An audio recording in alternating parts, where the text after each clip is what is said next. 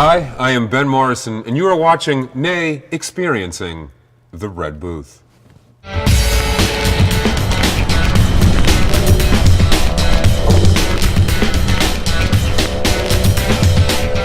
Hi, I'm Kimberly Q, and welcome to The Red Booth Show. On tonight's episode, I have comedian Ben Morrison, and he has a show called Superfunny, and he's going to tell us all about it. So, enjoy the show.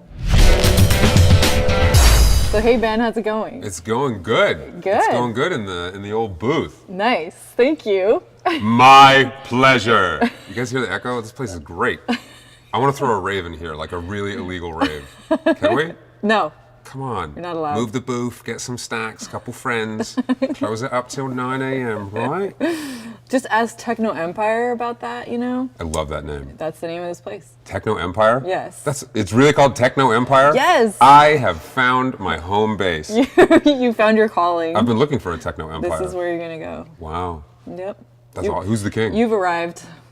Is it King? Slevin's the king. That's his name. Slevin? Slevin is He even sounds like residency at Hakkasan. Slevin. Playing the beats all night long. Techno Empire. That's great. Yeah, there's all kinds of cool equipment here. Yeah, it's pretty cool. Anyway, so we are doing our show here, which is so awesome. They let us use the space, and you are coming to talk about your amazing new show that's coming up in March. Yes. And when is it going to be? My show is called Superfunny. Cool. And the next edition is March 3rd at 9:30 p.m. at the Hollywood Improv in the main room. And it's my baby. This is my attempt to advance the art of stand-up comedy. Right, now this is something that you may not know. It's not just a regular stand-up routine. Ben has actually invented sort of like a new way of presenting live comedy. I call it stand-up comedia, literally stand-up plus media. Nice. And yeah, no one has used that term before. Like I was like, surely someone's used that, and there wasn't a single hashtag. Surely you can't be serious. I am, and don't call me Shirley. And I bought the .com, and really it's just. No one had bought that yet? No, it was just sitting there. What? Yeah, I know, it was like a real light bulb moment. Imagine if it's like TED if it was in a comedy club. Does that make sense? Like, it's okay. stand-up comedy with live visuals that are created and controlled by the comedian. Okay. Right? Cool. The whole thing's run off of a MacBook. And it's still a stand-up comedy show Like at its core. TEDx for comedy. TEDx for comedy. TED extremely funny. It's still a stand-up show. Like the comedians will come up and do 5 or 6 minutes of straight stand-up, and then that'll blend into what they have prepared. And this next one, I've been doing Superfunny for a while, and it's evolved each time into kind of what the vision was. And the one on March 3rd, I would say, is the first truly, like, this is exactly what I had always imagined, because it's the first time I'm making all the other comedians develop their own comedia pieces. Because previously I'd have 1 or 2 guys that did it, and I do a lot of multimedia stuff, and they would just do stand-up. But now I'm like, no, I need you to develop some of this too. It can't just be me. So I am really excited to see what they come up with, because I'm not going to know until show night, same way you guys are. But it's at the Hollywood Improv main room. It's like one of the most historic comedy clubs in the country. It's my home base. Like I have a timeshare there. But the whole thing's done. The projector's down the whole time. I have a musical director who's on the piano, who's also controlling live loops with an Ableton touchpad. Wow. It's really cool. Like I wanna take stand-up and keep it a stand-up show, but it's called stand-up comedy. As long as you're standing up and there's comedy, you can do whatever the hell you want, you know? Just make it funny. And I've been doing work in this medium for a long time. I'm relatively like nerdy. Like when the machines rise up, I will be on their side. You like the machines. Love them. Best friends I've ever had. Nice. Google, I miss you, man. I've been using visuals for a long time. I have a one-man show called The Comedian's Guide to Crohn's, which is about me getting sick with Crohn's disease, which I have. Okay. And what is Crohn's like? What is that? Things you have to deal it's with? an incurable intestinal disease. There's no cure and there's no cause. It's just one of these weird, crazy things that are becoming epidemic. And you ever had food poisoning? Yes. It's like that, but all the time, and no What? one can turn it off, right? Yeah, it's pretty gnarly. It's pretty gnarly. And I got diagnosed in high school. And long story short, I did a show about getting sick because I was getting sick, and that was just how I process things as comedy. And then began using visuals to tell the story, right? Because I had photos of me in the hospital and dealing with it. And did it for 10 years, mainly just for other Crohn's patients, as a way to keep our spirits up and tell my story. And go ahead. I just have a question, because if you feel that way all the time, how can you even like function? Like, do you have to take like a lot of like medicine all the time? Yeah, I mean, the medicine cycle goes on and off depending on how I feel at the time. I'm off meds now, but I'm about to go on a pretty heavy duty one because I've had kind of a rough fall. Yeah, I have taken it as kind of a guideline,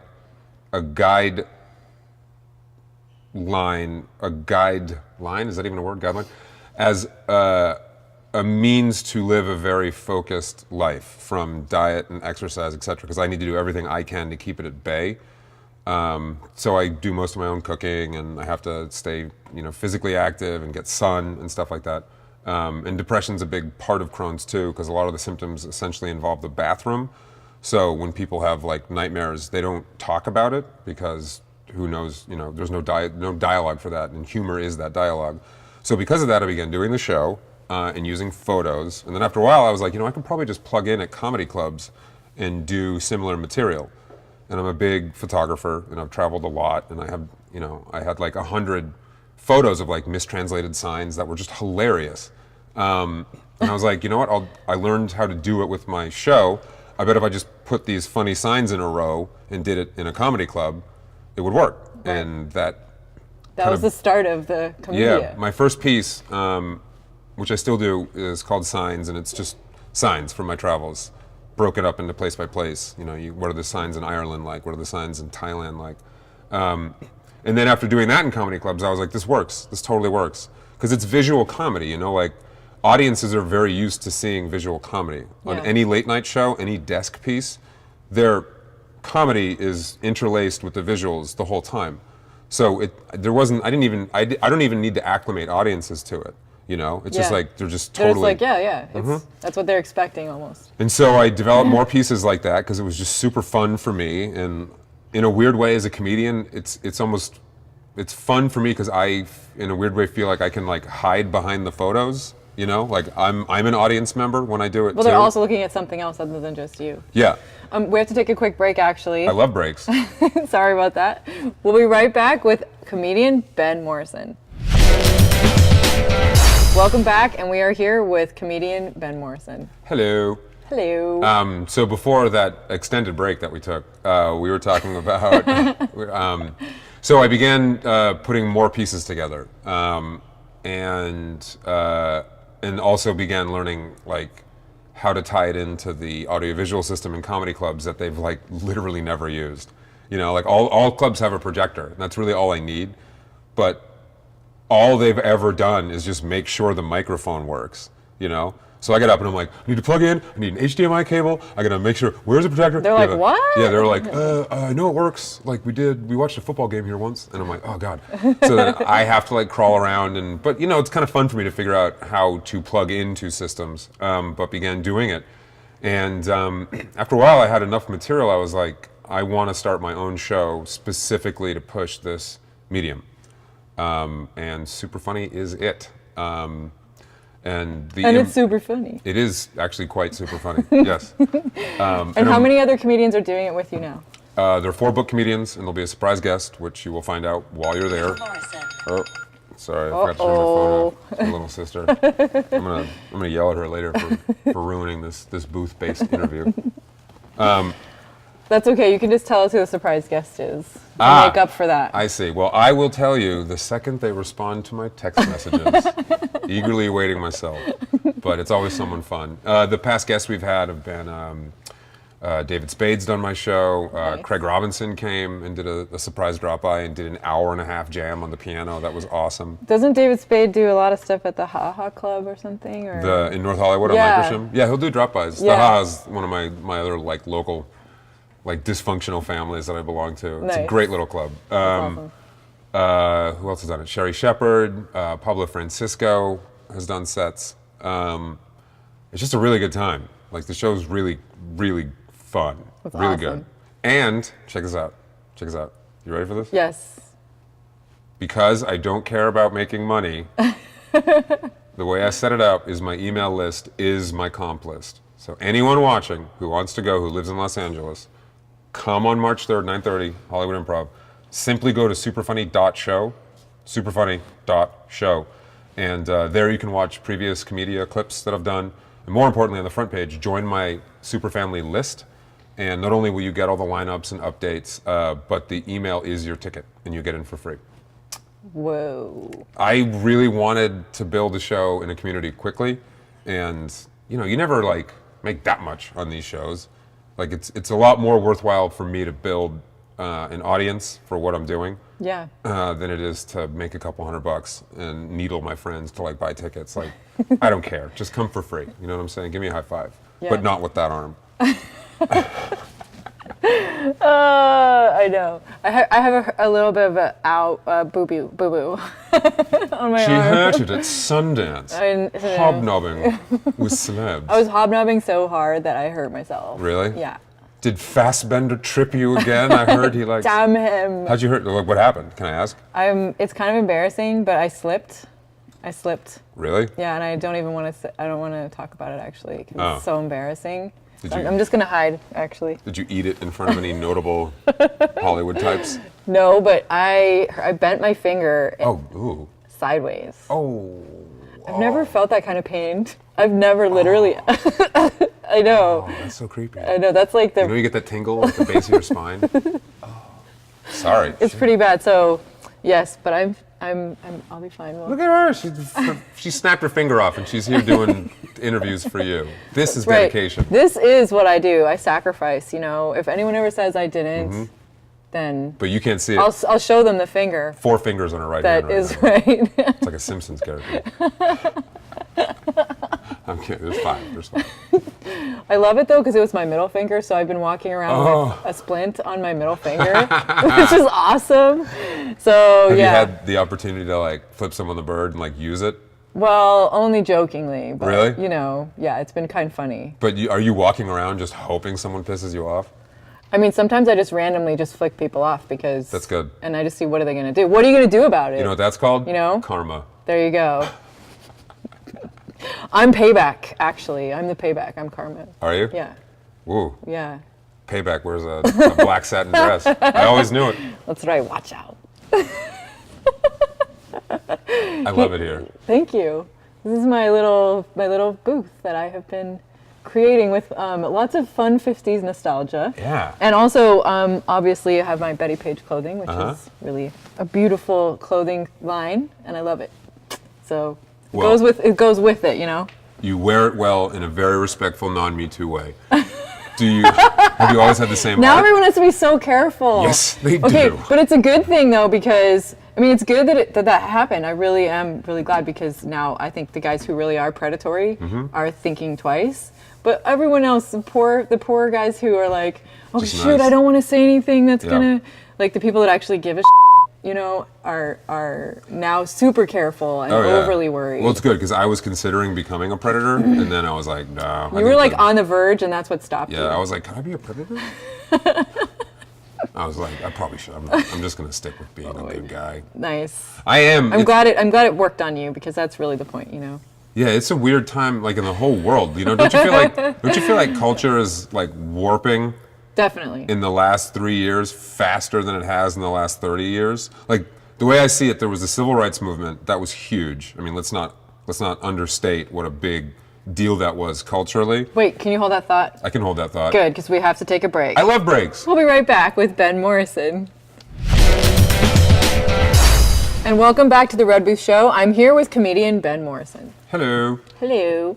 We were talking about culture and warping the fabric of what we know to be reality. Yeah, that's right, and the civil rights movement. And the civil rights movement. We were going pretty deep, actually. A light fare. And then we had to cut, you know. Yeah, So. but makeup tips coming up after this. Yeah, no one really kind of knows exactly what's going on because it keeps changing so quickly now.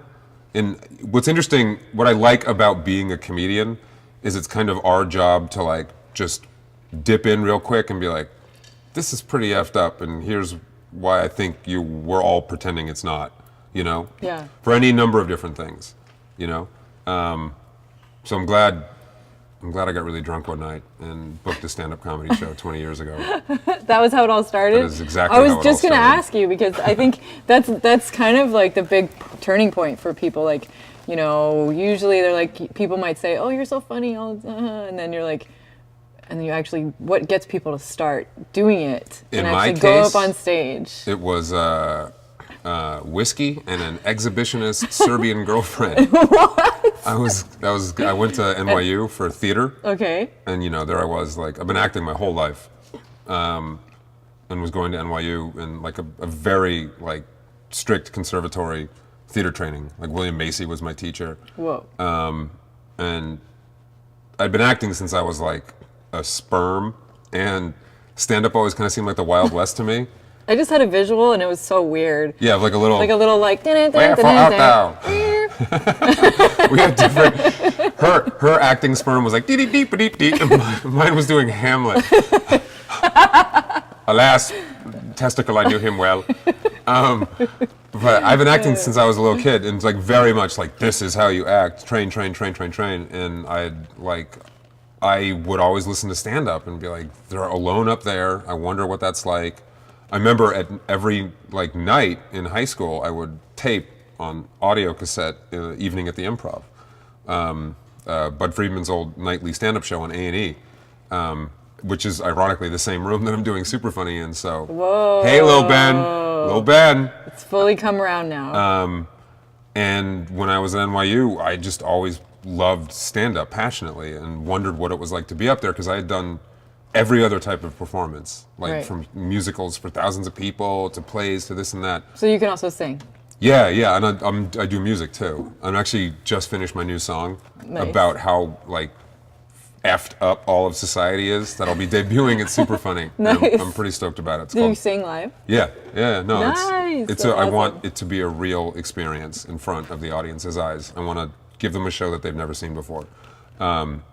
So getting back to how I got wasted one night, I was going out with a Serbian chick who was an exchange student, and this is I'll never forget this. Sanda, I still owe you my career. It was the summer of 2000, and she was an exchange student, and she was staying at my dorm. I walked up to her and said, "Hi, I'm Ben." She was gorgeous, and she said her name. And I go, "Where are you from?" And she goes, "Serbia." And earlier that day, Clinton had begun bombing her hometown. Whoa. So I was like, sorry. You want to get drinks? And That's a good opener, you know? it is. I'm sorry that my president has just bombed your country. Come see me do stand-up, because hopefully your hometown I ain't wanna the only make it thing up. that's going You're to like, bomb. let me make it up to you. Wink. Wink, wink. I did. Do you like holding a crying man? Because I can help you. So I was with her the whole summer, and I went out one night with all my friends, and she liked to like get hammered and like flash her admittedly incredible breasts in front of all my friends, and I was a How late. did you feel? Were you like proud or I'll tell you how I felt. embarrassed? I got wasted and hyperventilated. That's how I felt. I was like a late bloomer. She was You're like, my "Not again!" first. Literally, yes. Literally, that's exactly what happened. what happened? Okay, Yeah, yeah. Am I allowed to swear? I'm not going to swear. can. Okay. We were at a bar on top of Tompkins Square North, and she was sticking ice down all my friends' pants, and I was just throwing them back. I couldn't handle it. And then we all stumble out of the bar onto Tompkins Square North. I'll never forget this. Did you tell her like no? Were you like, hey? Oh, it wasn't going to work. It wasn't. You couldn't wasn't gonna stop work. her. No, Okay. she had the goods, and she wanted to show them. And she literally, I'll never forget this, she climbed up on a stoop overlooking Tompkins Square North and screamed in the New York night sky. She goes, "Who wants to see my pussy?" And the whole city turns around and they're like, "We do!" No So way. she literally just dropped and stood there proudly. And at this point I was like, and your friends are like, "Your girlfriend's crazy, I love her." And then my other buddy she'd been sticking ice down his pants, he was like, "Who wants to see my dick?" And he lowers his pants, but he had ice on his balls for the hour. So he was in like, "It doesn't normally look like this. This is the ice. It's super cold." And so then we stumble onto St. Mark's Place.